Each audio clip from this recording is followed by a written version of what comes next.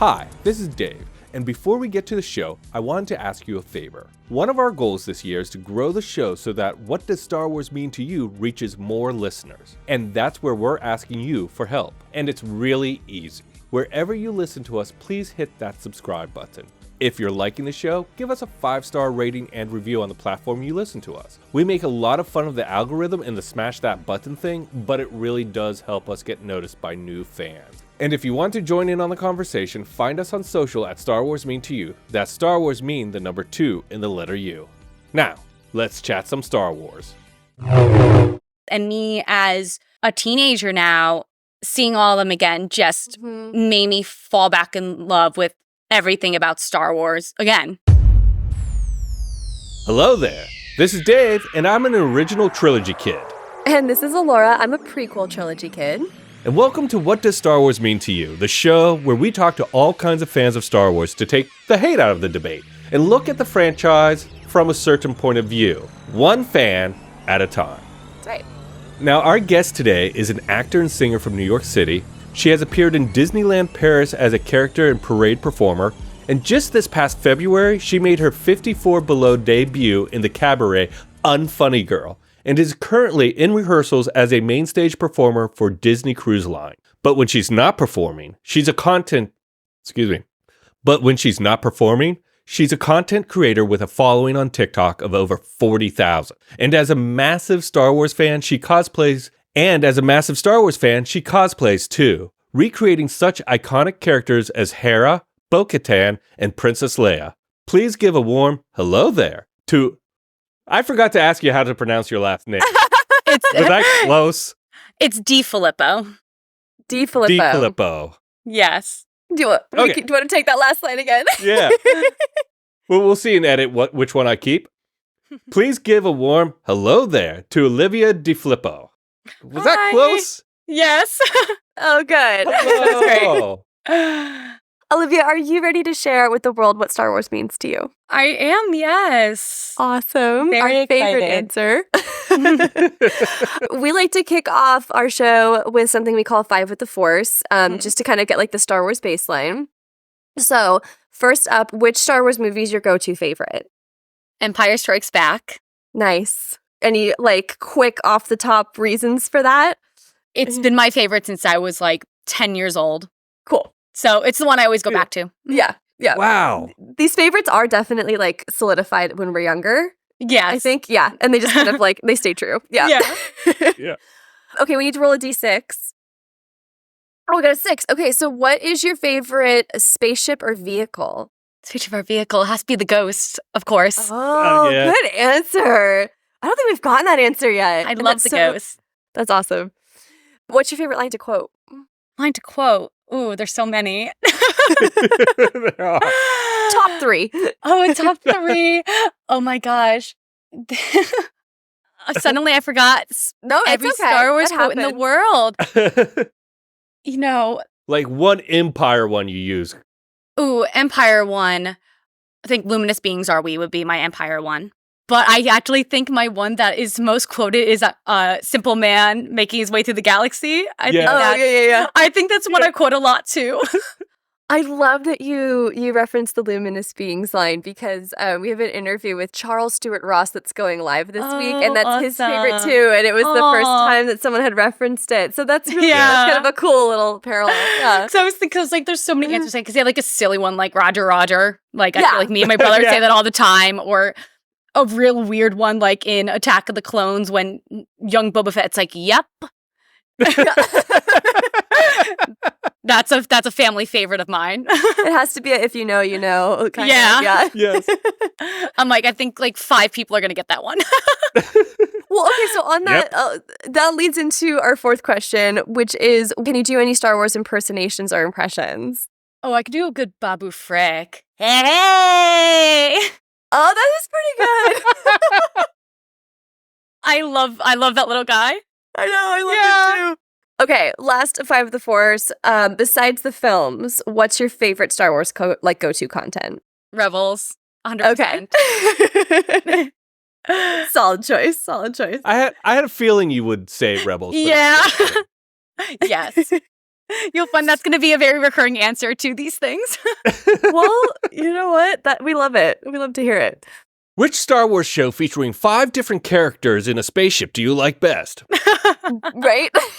Exactly. Coming out of 5 with the Force, how were you first introduced to Star Wars? And do you want to take us through like that first experience? Yeah. So it's so funny because I don't even really remember when I first saw any of the movies. Mm-hmm. I just kind of remember it being there, like existing. I'd say it's probably around 2008, 2009, probably. Mm. And I think it kind of all started when I was finally tall enough to ride Star Tours at Disney World. Yeah. And I was obsessed with that. That's still one of my favorite rides today. And I went on that. And I think that's what kind of made me want to get into the movies. And also around that time, I have a younger brother. And he was watching Clone Wars when it first started airing and had a Star Wars birthday party that was all Clone Wars themed. So I think I also probably got into that from the two of us kind of getting into Star Wars around the same time.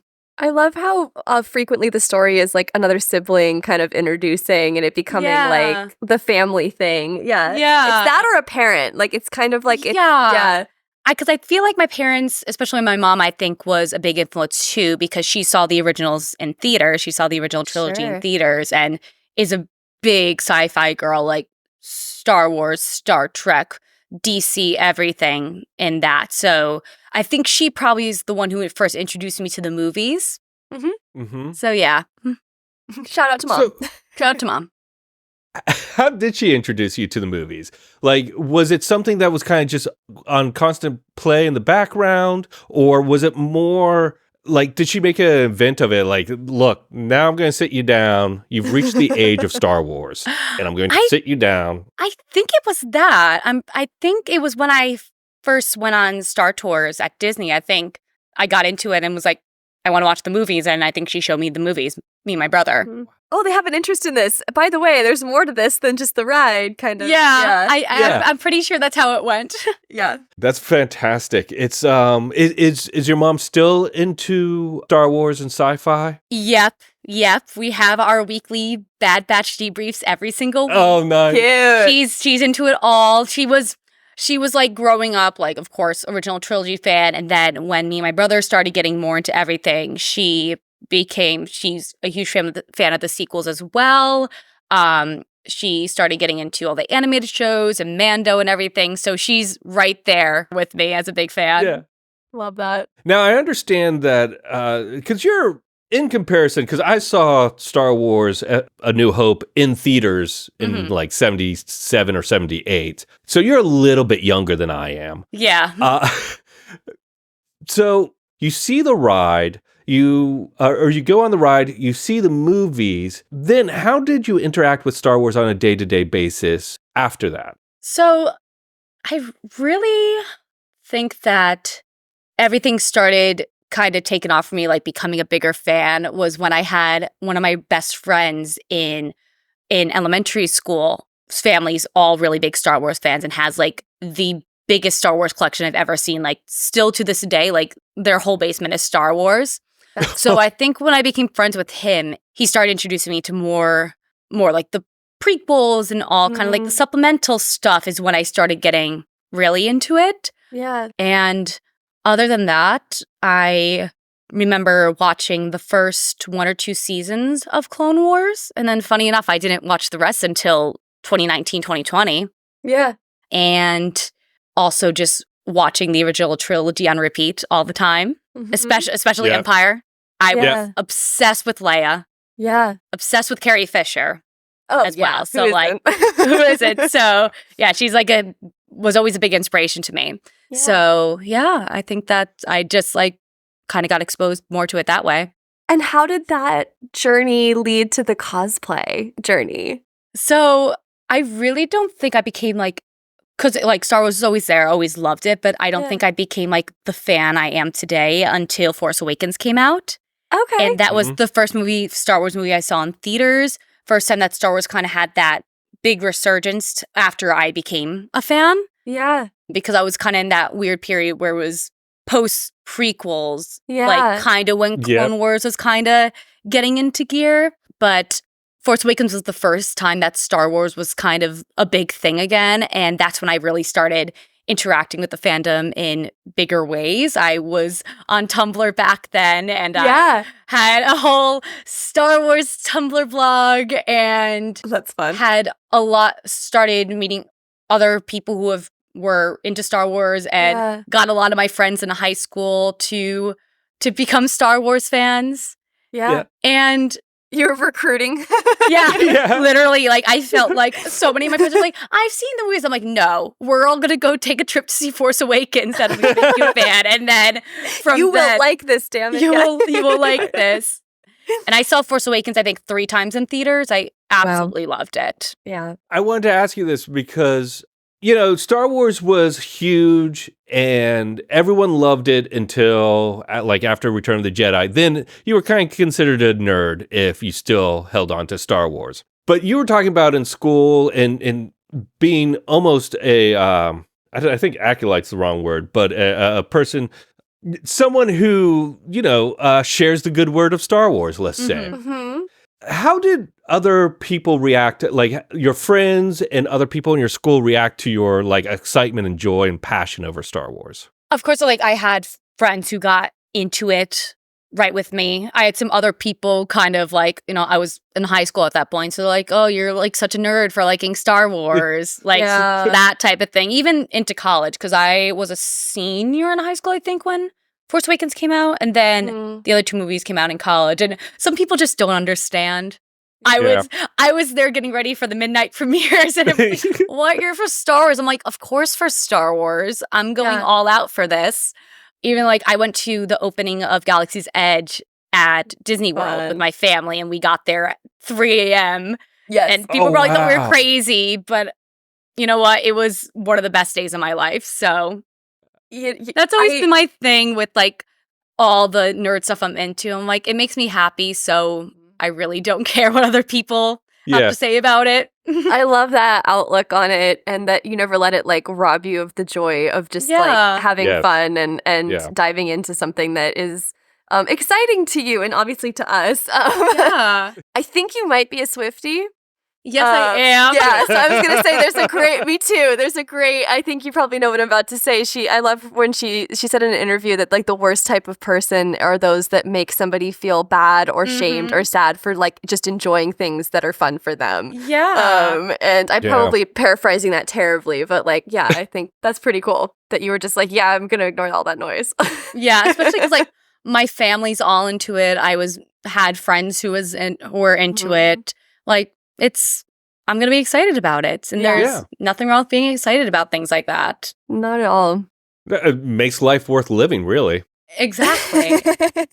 So what was your first character that you cosplayed as? And can you take us through that day, that creation?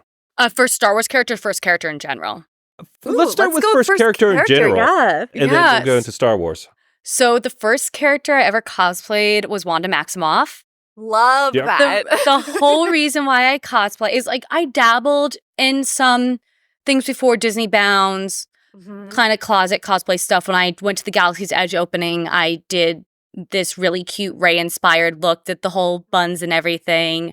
I always made Halloween costumes. During college, me and my friends did a big Avengers group after Infinity War came out, and I made a Thor costume, and that was kind of my first dive into doing a big kind of cosplay build. Wow. So when WandaVision was coming out, I was on TikTok, and I was just kind of dabbling around.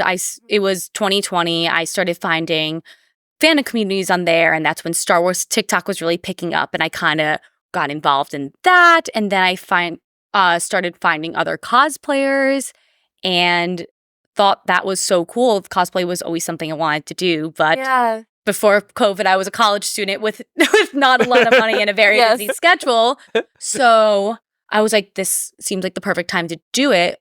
What cosplay should I do? Yeah. And then WandaVision started coming out, and she has all those beautiful vintage costumes. Yeah. And Yes. even from the first trailer, I said to myself, I think I want to do Wanda for my first cosplay. I did her for Halloween a few years back. So I posted a TikTok video in that Halloween costume I wore a couple years prior of her Infinity War outfit. Mhm. And then I went thrifting and found a bunch of vintage pieces. And I did all 6 of her main decades looks. Love And that. I had a friend who I recruited to be Agatha. And Yep. we did a shoot together. And everything kind of went from there. So this leads you to Star Wars. Yes. Who was the first Star Wars character you did, and what was that process like? So the first Star Wars character I cosplayed was Padme. I Good put choice. together, yes. I put together a kind of more closet cosplay version of her meadow dress from Attack of the Clones. The best And- one. Yes. Is that the sand one? Is that the one she's in when he's like, I hate sand. Sand is... No, That's her no. lake dress, right? That's her the Lake okay. Como dress. Yeah. Yes. Wow. I did not know the dresses had like official names. Oh, they have like a Oh, whole yes. subculture, Dave. It's Padme costume culture is everything. Because this is the one that she wears when her and Anakin are in the field Yes. Yes. having their little Yes. like picnic moment. Yes. And he jumps on the hippopotamus. Yes. Mm-hmm. So I did a closet cosplay of that outfit. I think it might have been 2020, I'm pretty sure, Mm-hmm. for May the 4th. Put it Fun. And I'm together. sorry full videos. I'm sorry to interrupt, but what do you mean by closet cosplay? So closet cosplay is more of using pieces that are in your closet to put together a cosplay. So I had a dress Yep. that kind of looked like Padme's Mm. meadow dress Mhm.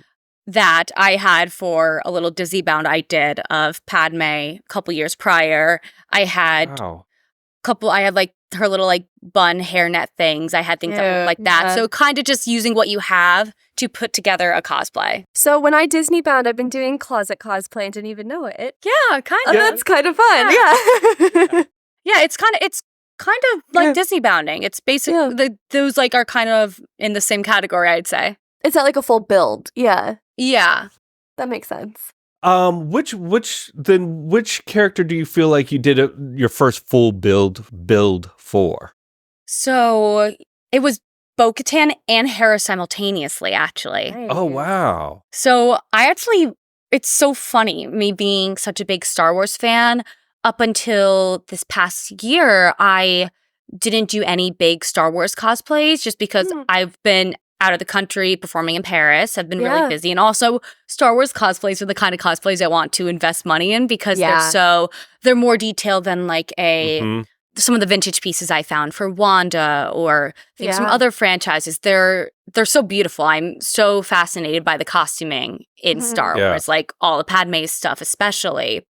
So the first ones I did was Hera was supposed to be actually my first one. Before I left for my second Paris contract, I finally was like, I'm going to do Hera because the Ahsoka show's coming out. I just did my like 10 billionth rewatch of Rebels. I think this is the year I'm going to do Hera. And I found another cosplayer who was selling her Hera flight suit. And it was my size. And that was the sign. I said, okay, wow, yes. Getting that. Found, got the Laku commissioned.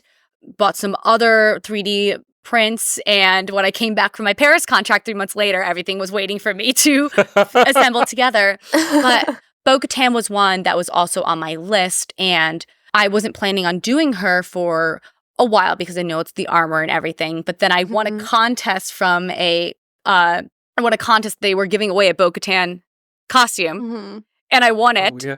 And I was like, so I guess I'm doing Bo-Katan now. That's really cool. Earlier. Yeah. How did you win it? Was it a sweepstakes where they just drew a name, or was there some kind of competition for it? It was a sweepstakes where they just drew a name. Oh my God. Those are so hard to win. Somehow more impressive. And it was from like a cosplay website. And I was like, oh, this is really lucky. She was on my list to do. I wanted to do her, especially since she was in Mando season 3 and had such a big role in it. And so I wanted, so I was like, okay, so I'm going to do Bo-Katan and Hera when I get back from my contract. So the universe definitely wanted you to be a cosplayer, clearly. Yes. Yeah. Everything worked out in my favor. Yeah. Just all the lights turn green. I'm curious. I've always been fascinated with cosplay. Mm-hmm. And like, I think for my question for you now is like, what drives you specifically to want to build? And like, what's the most like rewarding part of it? I think like, is it the community? Is it the art? Is it getting back to kind of like that state of like play, which I always love? Is it all of the above? I think it's all of the above, especially because the way I found cosplay in the first place and knew I wanted to do it was because of the community I was finding on social media. And it's so cool to find fans who have so much passion that they want to recreate these characters and costumes that are in these franchises. And I think that's incredible. And I think it's because it takes you back to that sense of play, like you said. Yeah. I love dressing up as a kid. Of course, I'm a theater person. It's a really awesome outlet for art. Mm-hmm. And I think especially as I've been doing more and more of these more intricate cosplays, especially with Hera, where it's a whole other aspect of body paint and the painting and sanding the 3D printed molds that I got made and everything with that. It's a really cool art form. Yeah. I think sometimes it goes underappreciated because people kind of write it off as like, oh, it's Comic-Con, whatever. But no, I think it's an art form in itself. Absolutely. Yeah. Oh my gosh, they give out an Oscar for costuming. Like, you know what I mean? Like, it's definitely a respected art form. I think that people think that just because maybe you're creating something or even replicating something that like, there is like this like kind of very unfair judgment of that, but it's still art. Absolutely. Yeah. And I applaud everyone because I'm still a very basic sewer. I applaud everyone who is doing full costume builds. Like a friend I went to KatsuCon with a couple months back, she was sewing her Captain Marvel dress like the week before, like did like her Captain Marvel's dress from the new movie. Yeah. Replicated that whole dress in like a week and a half and had it ready for the con. And I was like, oh my gosh, that's skill. Some serious tailoring skill, yeah. I'm lucky if I change my shirt in a day. That's why when I knew I was going to bring Hera to that con to debut her, I had like everything in December. I had everything basically done already. I was like, I cannot wait to do this. I need to get this all done and try it on and do test runs because I can't throw everything together the week before or I will be stressing. But some people are so good at that. They're so good at making things last minute. It's insane. With someone like Hera, what are some of the aspects you look for in the character on the screen to incorporate? And do you have to do you use any particular techniques or skills to bring that character alive? So I think what's like really important with me with choosing the characters I cosplay is that it has to be a character that I have a connection to. I think that sometimes it's really tempting with, especially the social media aspect of cosplay, to do whatever the hot thing is right now and then kind of let it go after that. But when I'm choosing my character for cosplay, it's most of the time it has to be something that I have a connection to and I want to put a lot of time and energy to. Yeah. And Hera is a character who's really, really important to me. From the second I watched Rebels, I felt very connected to her and her story. And usually something like that, it's the same with Wanda and the same with Leia and even Bo-Katan. They're all characters that I either see a bit of myself in or wear these amazing costumes that I'm like, I need to wear that. Yeah. The So, energy they embody kind of. Yes. Yeah. With Hera, she's from Rebels, which you say is your favorite. Which you say is your favorite show. I say that so accusatory. I mean, which is your favorite Needs to be show? a spotlight over the table. Are you sure? Yeah. Very sure. Tell me why it's not Rise of the Resistance. What is it about Hera that resonates with you? So I think the biggest thing for me is just how not only strong of a leader she is and so determined to be a part of a bigger rebellion and be a part of this larger cause in the galaxy, but she's also has this wonderful softness about her.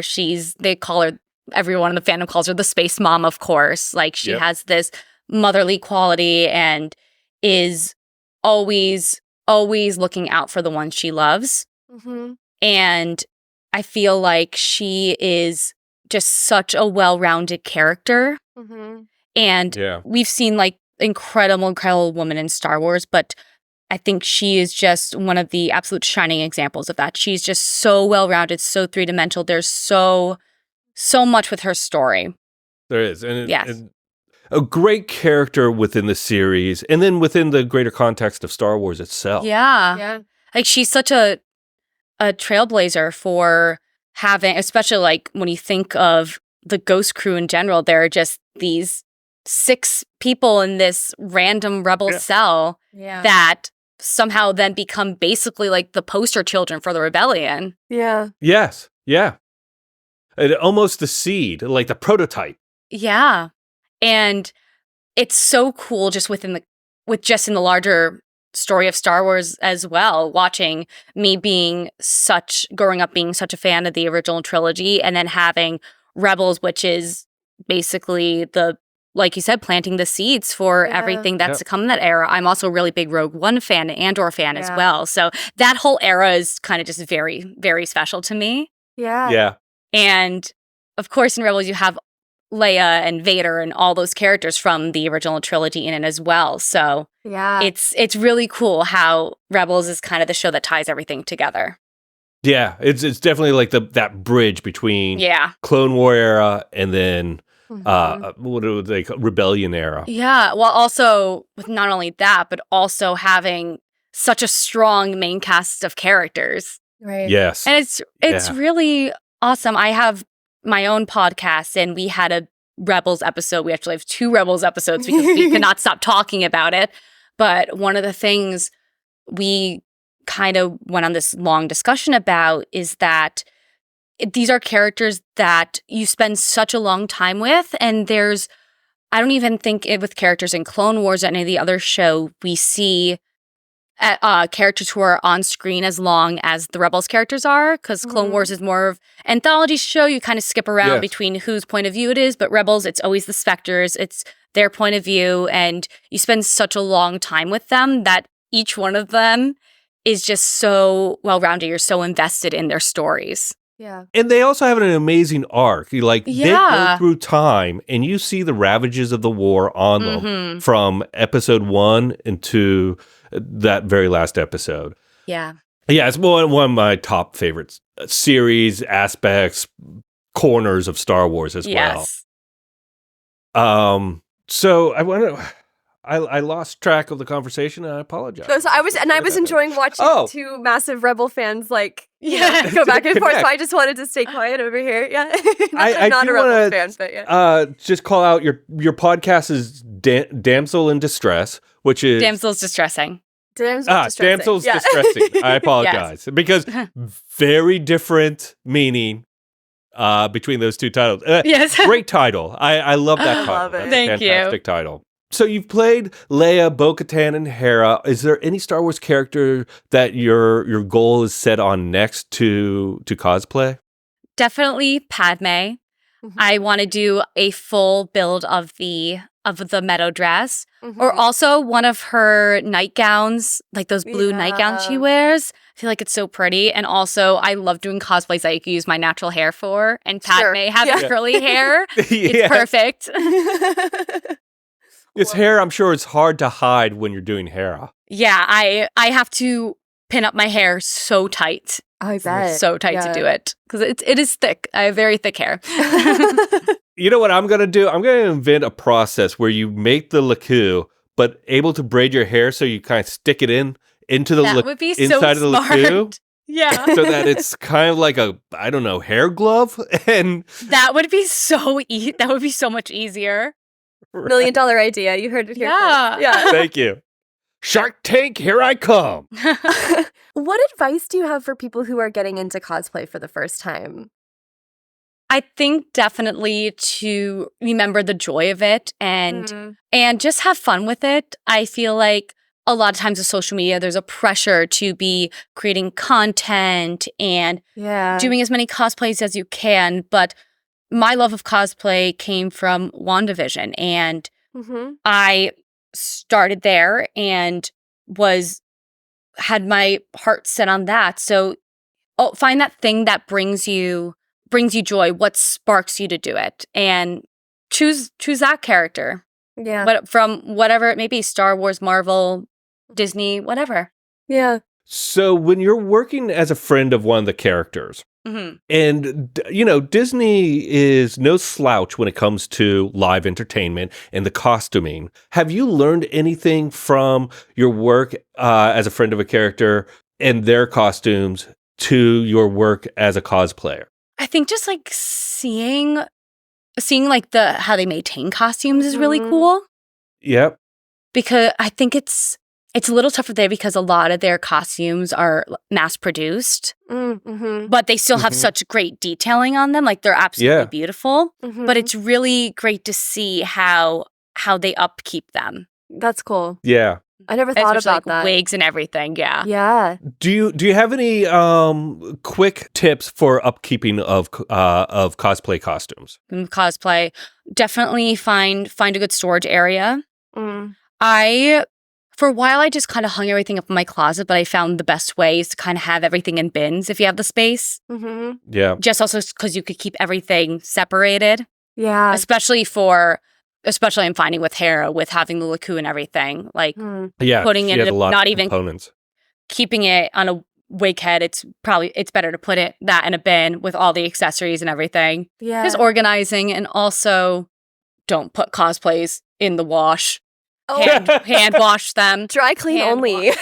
Dry cleaner or hand wash them, because sometimes there's like such fine details on them that you don't want to ruin them. And I've seen friends' costumes get completely messed up from washing machines. That's awful. Yeah. Maybe shifting out of cosplay if you're ready, Dave. I don't know. Yeah, let's do it. Yeah, because you're a creator, so what would you say is the best way to introduce the Star Wars movies to somebody new? Ooh. So I've introduced a couple friends to the franchise, and usually I say watch the original trilogy and go from there. So I feel like because I've gotten some friends in with The Force Awakens, I think that's also a good starter place as well. Even if you go like Force Awakens, go back, watch some. I think that either starting with the original trilogy or The Force Awakens are both really good places to start. And then go from there. I'm really glad you brought it back up to Force Awakens. Yeah. I love that movie so much. It's such a special movie to me. I wanted to ask you about that earlier, but I didn't want to I knew we were going to come back around. Yeah. Because so many of the folks we interview have a lot of critical view of the baggage. And baggage, maybe, of the sequel trilogy. And I've also always really enjoyed them. So I love hearing that, that was the one that's, so special to you. And I wondered if you could, touch a little bit more on, what about Force Awakens? What does Force Awakens mean to you? Yeah. So I mentioned before, it's the first Star Wars movie I saw in theaters. Yeah. It's the one that really invigorated my love for the broader franchise, really wanted to get me into the larger franchise. Yeah. I think also the fact that it has a female lead. Of course, that's seeing Rey be the lead of a Star Wars movie, being a Jedi, upcoming Jedi, was incredible to see. Yeah. Yeah. And also just seeing such diversity in the cast as well. Yeah. And then also seeing, of course, Harrison Ford, Carrie Fisher, Mark Hamill, my childhood heroes, basically come back in their roles, and me as a teenager now seeing all of them again just made me fall back in love with everything about Star Wars again. Yeah. I love hearing that. I think more people need to. I think sometimes folks take Star Wars a little too seriously. I think so too. Because I forget that it's fun for people. Yeah. And it was really fun being so into Star Wars during the sequels era that me and my family saw all 3 movies and Rogue One and Solo together. Even when I was off at college, they waited for me to see all the movies, even if I wasn't, because they came around Christmas. They would wait for me to come back from school so we could all go see it together. I went to the Galaxy's Edge opening. I started getting into all the supplemental material, Clone Wars, Rebels, Mando, as it was coming out and everything. And I think it's a really special era. And regardless of what people think about those movies, was kind of a lot of people's first exposure to Star Wars in this generation. It relaunched the franchise. It did. It really did. Like, we wouldn't have had all we have now if it wasn't for the sequels. It's true. And it also, what The Force Awakens did really well was like a hard enter, now let's reset a little bit. Yes. And it allowed for an onboarding of new fans to discover it without them having to go back and watch everything that preceded it. Mm-hmm. True. What is your favorite Star Wars memory? Ooh, I have a couple. So one is definitely the Galaxy's Edge opening. Yep. That was just really special, and I'll never forget walking in for the first time and seeing the Millennium Falcon there. Yes, it's so cool. Rey out there and Chewie and all the stormtroopers. It was just incredible. Like, I think that 9-year-old me first getting into the franchise would have been freaking out about that. Yes. Yeah. Yeah.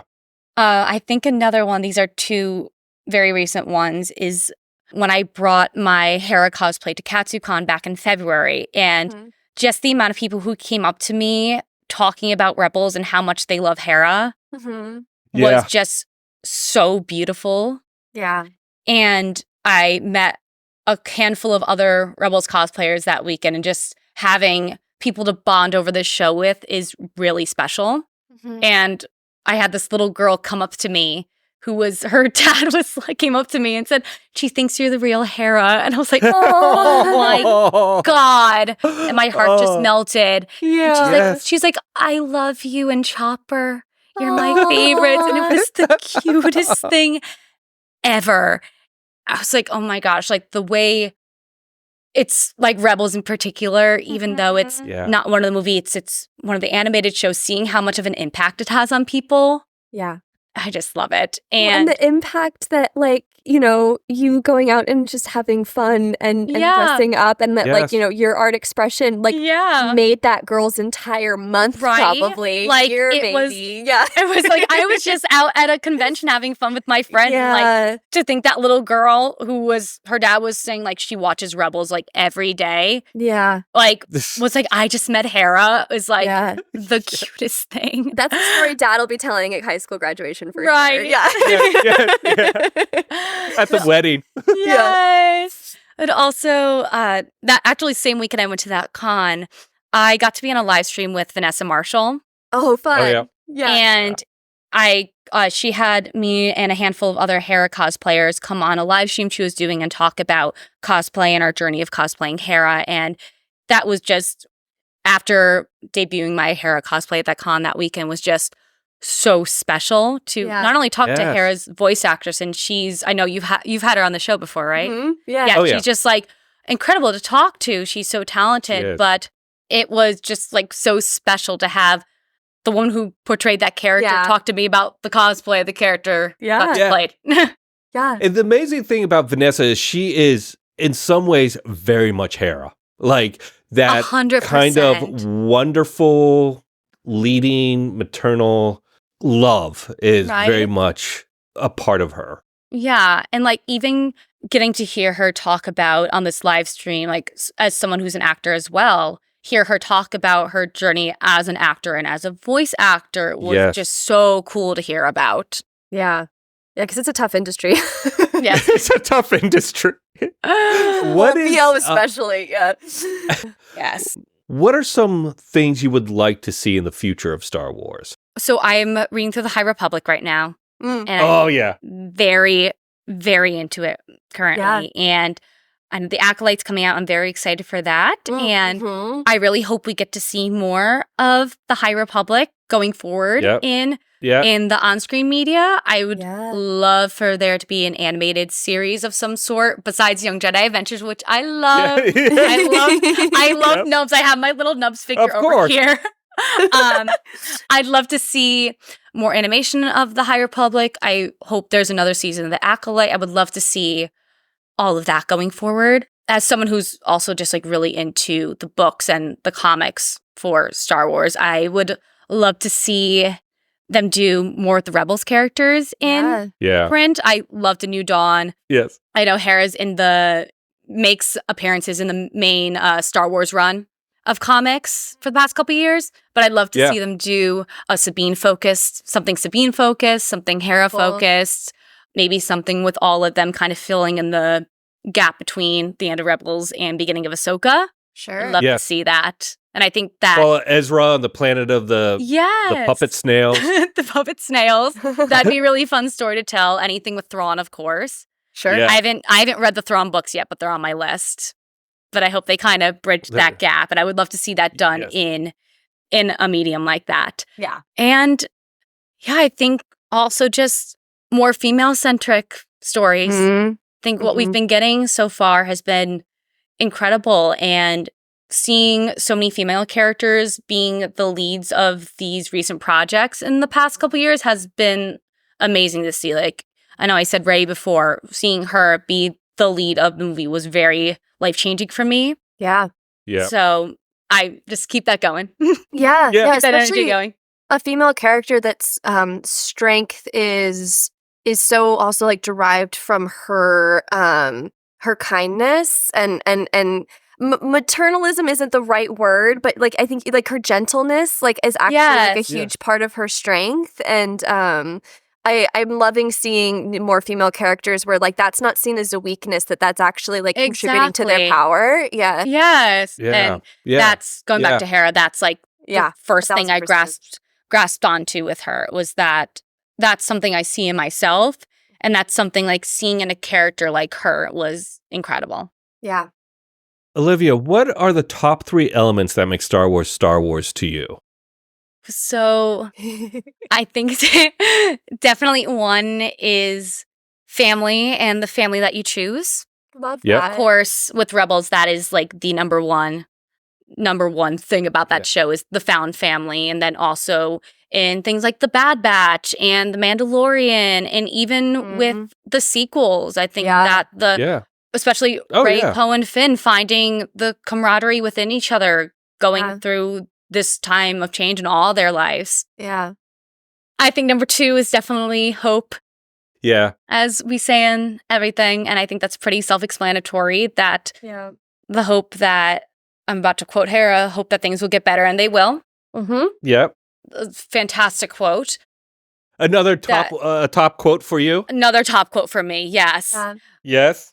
That even Leia's line, hope's like the sun, her hope at the end of Rogue One, that hope is just the driving force behind so many of these characters, that the hope that they'll defeat the Empire, the hope that the rebellion will grow, the hope that the galaxy will see light again, no matter what era you're in, from the High Republic to the sequels, it's always that underlying theme. Yeah. And then I think the third thing that makes Star Wars is the fan base. Yeah. It really wouldn't be what it is without the fans. Yeah. And just, of course, like, there's always the negative sides of the fan base that try to come out, but always, like, the big picture is that it's always been such a dedicated fan base. Yeah. And I've met some of my best friends through the Star Wars community, through on the online Star Wars community, have been able to connect with so many awesome people who share this love. And I think that's what keeps this franchise going. And we really wouldn't have all the books, all the comics, all these shows without the people who saw their first Star Wars movie, whenever it was, and decided to keep that legacy going. Yeah. Yeah. Awesome. Wow, what a beautiful summary. Yeah, it's a great summary of what Star Wars is. So we've talked about your journey in cosplay, your journey in Star Wars, that amazing moment of making a little girl's day by being the real Hera. Yeah. Embodying these characters. Haven't had the discussion we just had in the past hour. Can you say what does Star Wars mean to you? I think that Star Wars it's such a source of joy for me. It's something that's always been a part of me. And like I said earlier, I don't even remember the exact moment that I got introduced to Star Wars, but it's always been something that has been a part of me. And it's been something that I've always turned to in times when I need it. When I am feeling down, I need to put on one of the movies or an episode of one of the shows, or especially during when the pandemic was happening, that's when I actually first found Rebels, and that's what was a huge source of comfort for me back then. When I just graduated from college, I was out of work and really had nothing else to do. I put on Rebels one day and started falling in love with it immediately. Yeah. And I have, and especially with, like I said, The Force Awakens, I keep saying that was also one that kind of came out of nowhere and became such a source of excitement and joy for me. And always having that, and now Star Wars being a way I could express myself is just so cool. That is really cool. It's just awesome. And I always think back to me as a child think I was probably the coolest person that I go dressed around as Star Wars characters for fun.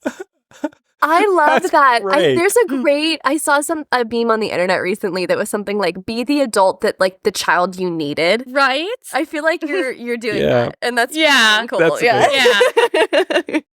One word that has kept coming up with you is joy. Yeah. And I can tell by the look on your face that Star Wars truly does bring you joy. Yes.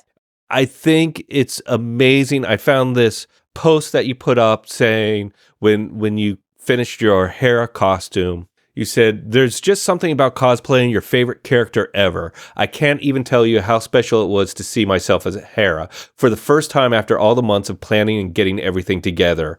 Green heart emoji. Which I think your joy for Star Wars is infectious. I think seeing you as Hera, you see that joy on your face. Yeah. And I find that incredibly impressive and inspiring. Yeah. Thank you for coming on and sharing your joy with us. This has been really fun. Yes. This has been so much fun. Where can people find you, Olivia? Yeah. So I'm on Instagram at The Libra Live, and also on TikTok, the same username, The Libra Live. And then I have my podcast, Damsels Distressing. We have an Instagram account with that same name. And you can find us on Spotify, iHeartRadio, and Amazon Music currently. Working on Apple Music right now. Trying to get it on there. Well, it's been fantastic having you. Yes, thank you so much. We'll have all those links in the podcast notes as well. Again, thank you so much for joining us today. Of course. May the Force be with you. May the Force be with you. For Light in Life. Yes.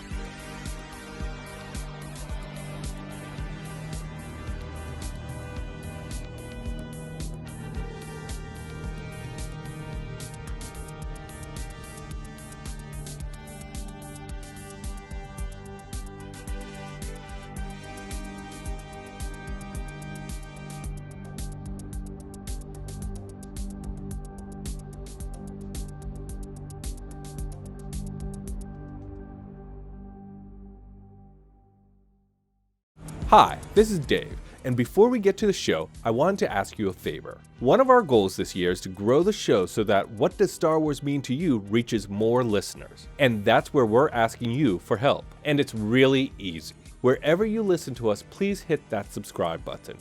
If you're liking the show, give us a 5-star rating and review on the platform you listen to us. We make a lot of fun of the algorithm and the smash that button thing, but it really does help us get noticed by new fans. And if you want to join in on the conversation, find us on social at Star Wars Mean to You. That's Star Wars Mean, the number 2 in the letter U.